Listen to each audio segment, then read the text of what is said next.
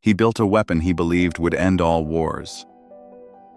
9 years after Hiroshima, his own country would sit him in this chair and ask a single question: can he still be trusted?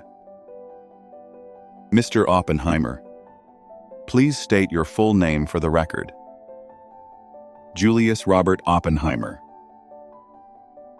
History remembers achievements.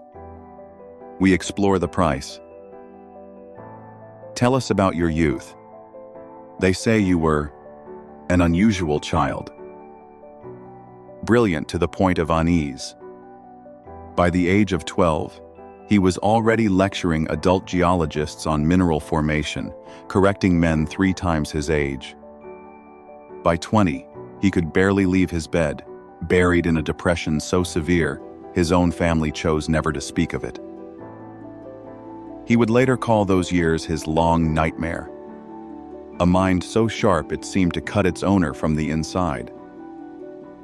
In Göttingen, he found himself among the greatest physicists of the century.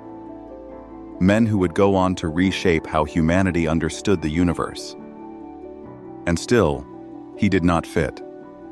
Too nervous. Talked too much. Thought too sharply, too fast, for rooms full of people who were themselves considered geniuses. I was never an easy man. Not even to myself. Let's move to Los Alamos. You led the Manhattan Project.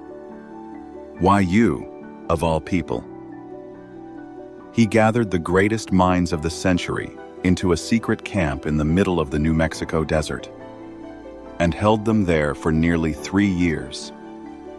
Racing against time, against Nazi Germany, against the terrifying possibility that Hitler might get there first. They worked in isolation, cut off from families, mail-censored, identities hidden even from their own neighbors. An entire secret city that officially did not exist. But what they were building was not simply a weapon. In his mind, it was an answer physics itself had already demanded of the world. The only question left was who would find it first. And in a few months, in the New Mexico desert, they would get that answer. An answer that would change everything for the war, for science, and for the man standing at the center of it. The 16th of July, 1945. What did you feel in that moment? For a fraction of a second, the earth grew brighter than 1,000 suns. He watched from the control bunker, several miles away, through a piece of darkened glass, and later said he remembered a line from an ancient Hindu text, the Bhagavad Gita. I am become death, the destroyer of worlds. We knew the world would not be the same. A few of the men around him laughed with relief. A few wept. Most simply stayed silent, staring at the cloud rising over the desert.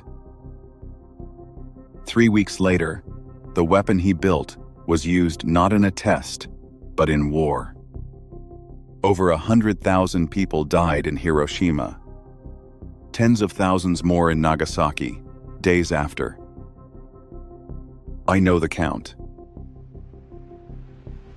But his hardest trial was still ahead of him. Not on a battlefield, and not in a laboratory, but in this very room, 9 years later. After the war, you publicly opposed the development of the hydrogen bomb, against the direct wishes of your own government. Why? The man who had built history's most terrible weapon now stood before Washington and begged the world to slow down, to think, to step back from an arms race with no ceiling. Almost no one listened.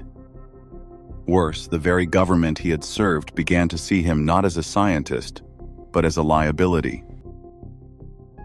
I built them a bomb.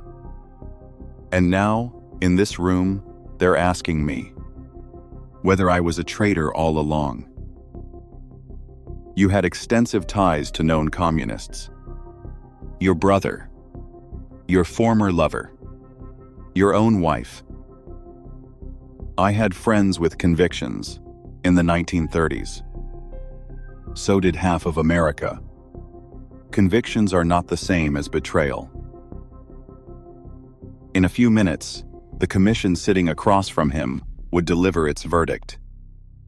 And that verdict would forever change how America remembers the man who once saved it. The commission has reached its decision. Your security clearance is revoked, effective immediately. No formal charge of treason was ever filed. No court of law ever convicted him of anything. It was simply a committee, in a closed room, deciding that a man who had given his country the weapon that ended a war could no longer be trusted by that same country. Not for what he did, for what he believed. He would spend the rest of his life publicly humiliated, quietly stripped of influence, watching from the outside as the arms race he warned against accelerated without him. History remembers achievements. We explore the price. Oppenheimer saved the world from what seemed, at the time, entirely inevitable. And he was punished, not for the bomb itself, but for daring to question what it had cost. He never once said he regretted building it.